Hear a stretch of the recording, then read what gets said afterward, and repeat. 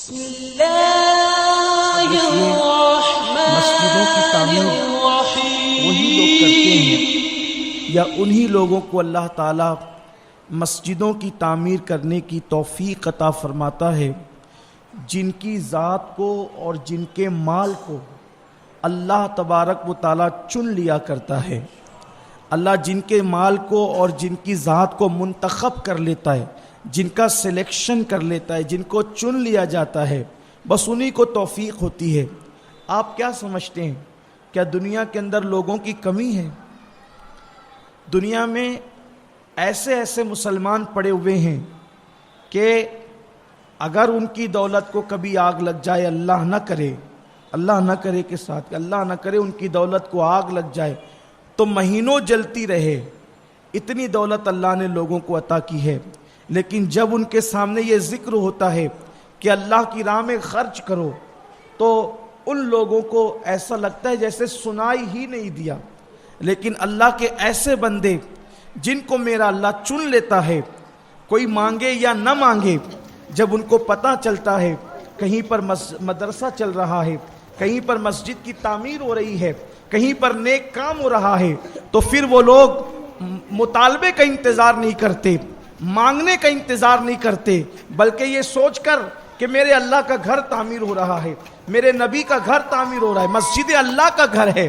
مدرسے رسول اللہ کا گھر ہے، میرے اللہ کا گھر تعمیر ہو رہا ہے، میرے رسول اللہ کا مدرسہ تعمیر ہو رہا ہے، چل رہا ہے، یہاں پر یہ نیک کام ہو رہا ہے، وہاں پہ وہ نیک کام ہو رہا ہے، تو وہ مانگنے کا انتظار نہیں کرتے، بلکہ وہ خود سے لا کر اس انداز سے دیتے ہیں کہ چلو لوگ دنیا کی بینک میں جمع کراتے ہیں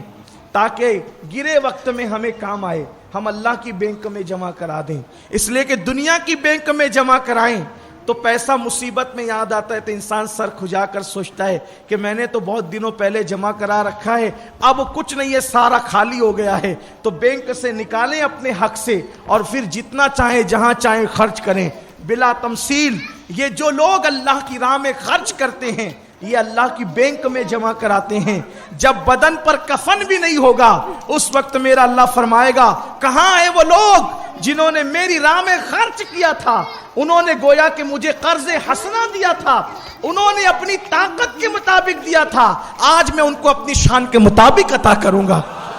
اس وقت لوگ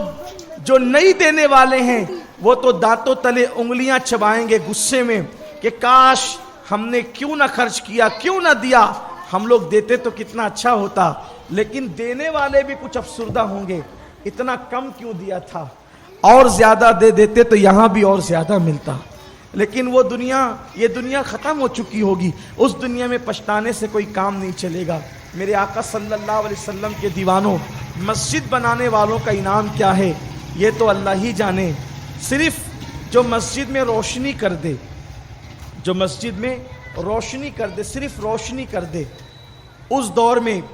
جب یہ فرمان جاری کیا گیا کہ جو مسجد میں روشنی کرے گا، اس دور میں مسجد میں روشنی کرنے کا طریقہ چراغ کا جلانا ہوتا تھا۔ حدیث پاک میں آتا ہے جو مسجد میں روشنی کرتا ہے، صرف چراغ جلا دیتا ہے، تو اللہ تبارک و تعالیٰ کے وہ فرشتے جو حاملین عرش ہے، یعنی جنہوں نے اللہ کے عرش کو اٹھا رکھا ہے، جب تک کسی کا جلایا ہوا چراغ مسجد میں جلتا رہتا ہے وہ فرشتے اس کے لیے مغفرت کی دعائیں کرتے رہتے ہیں۔ میں سوچتا ہوں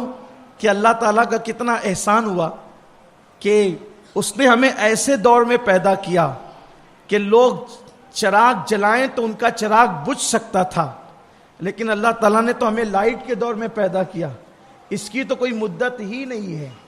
اگر ہم یہاں روشنی کریں، صرف روشنی کرنے والے پر یہ انعام ہے کہ مغفرت کی دعا ہوگی جب تک کہ روشنی ہوگی۔ تو جو مسجد میں اینٹ رکھے اپنے پیسے سے، مسجد کے اندر کوئی اور چیز لگا دے، تو اس کا مطلب یہی تو ہے کہ جب تک آپ کے پیسے کی اینٹ، آپ کے پیسے کی ریتی، آپ کے پیسے کی کنکر، آپ کے پیسے کا سیمنٹ، آپ کے پیسے کا سریا، کوئی چیز مسجد کے اندر جب تک لگی رہے گی فرشتے آپ کے لیے مغفرت کی دعائیں کرتے رہیں۔ کتنا سستا سودا ہے،